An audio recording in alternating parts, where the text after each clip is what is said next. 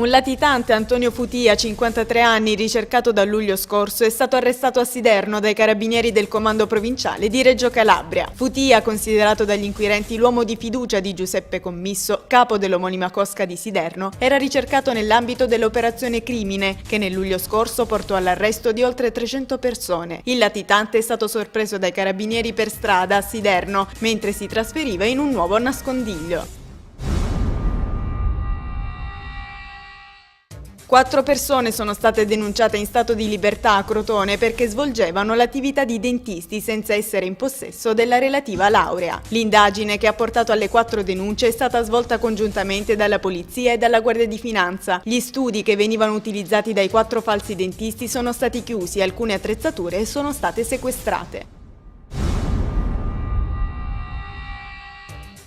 L'assessore alla provincia di Crotone, Gianluca Marino del PDL, ha presentato ieri le sue dimissioni al presidente dell'ente Stano Zurlo. Marino è indagato per voto di scambio in un'inchiesta della DDA di Catanzaro che la scorsa settimana ha portato all'arresto di una decina di presunti affiliati alla cosca Vrenna Ciampà Bonaventura. Secondo l'accusa, Marino nelle ultime elezioni avrebbe avuto il sostegno di alcuni esponenti dei Vrenna in cambio di denaro.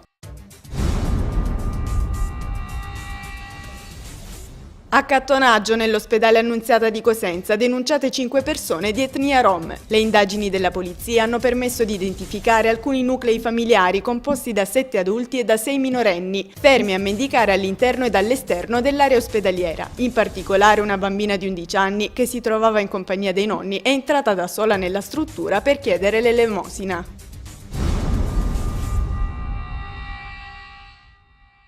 Ritardi e lentezze. La sezione di controllo per la Calabria della Corte dei Conti bacchetta comuni e province della regione in materia di edilizia scolastica. Nel triennio 2007-2009, a fronte di somme rese disponibili dalla legge 2396 sull'edilizia scolastica, per oltre 13 milioni di euro sono stati spesi in Calabria solo 648.726 euro, pari a poco meno del 5% del totale. La relazione evidenzia tra l'altro uno stato di avanzamento delle opere alquanto lento e disomogeneo e rischi di rideterminazione dei costi.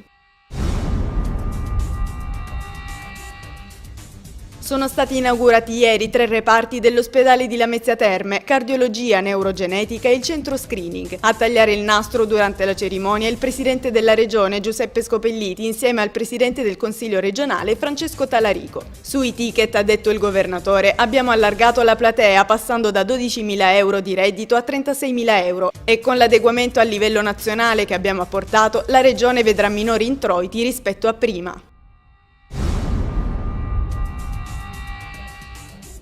Oggi, 27 gennaio, è il giorno in cui furono aperti i cancelli di Auschwitz. Anche la Calabria celebra la giornata della memoria con diverse iniziative. L'idea progetto proposta dal Liceo Scientifico Fermi di Cosenza, sostenuta e patrocinata dalla provincia, è un treno della memoria che porterà dal 12 al 18 febbraio 24 studenti dell'area urbana cosentina e altri 75 di altre scuole della provincia nei luoghi dello sterminio nazista, Auschwitz, Birkenau e Cracovia. Il viaggio di studio e di formazione ha l'obiettivo di creare una rete di giovani.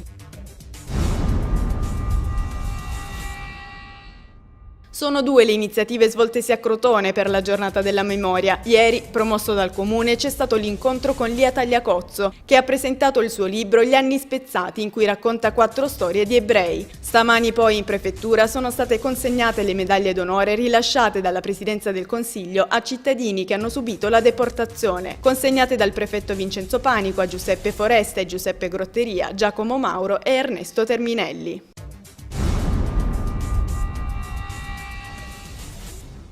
La società Imeri Ambiente si è aggiudicata il servizio della raccolta dei rifiuti solidi urbani nella città di Catanzaro. La società del gruppo Biancamano è stata l'unica ad aver presentato un'offerta al bando promosso dal comune. Intanto, ieri i lavoratori avevano inscenato una forma di protesta proprio perché avevano il timore, poi rivelatosi infondato, che la gara in questione potesse essere annullata, diradando così le nubi sul futuro della società.